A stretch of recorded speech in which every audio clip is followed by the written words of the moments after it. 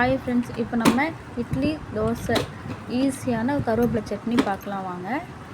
ஒரு கடாய் வச்சுக்கோங்க.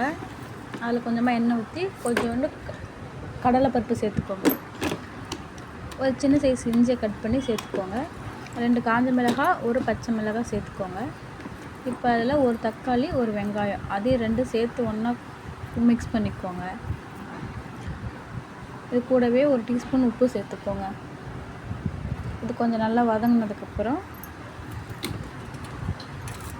இது கூடவே ஒரு 5-6 கருவேப்பிலை, கொஞ்சமாக கொத்தமல்லி சேர்த்து கொஞ்சம் நல்லா வதக்கி விட்டுக்கோங்க.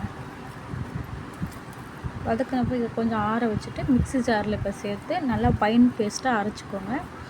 திரும்ப அதே கடாயில் கொஞ்சமாக எண்ணெய் ஊற்றி கொஞ்சமாக கடுகு போட்டுட்டு கருவேப்பிலை சேர்த்து நம்ம அரைச்சி வச்சுருக்கீங்களே பேஸ்ட்டை அதை மிக்ஸ் பண்ணி இப்போ இறக்கி வச்சுருங்க. ரெடி, கருவேப்பிலை சட்னி ரெடி. இப்போ இதை என்ன பண்ண போகிறோம், 2 தோசை ஊற்றி இது கூடவே நம்ம வச்ச சட்னி மிக்ஸ் பண்ணி டேஸ்ட் பண்ணலாம்.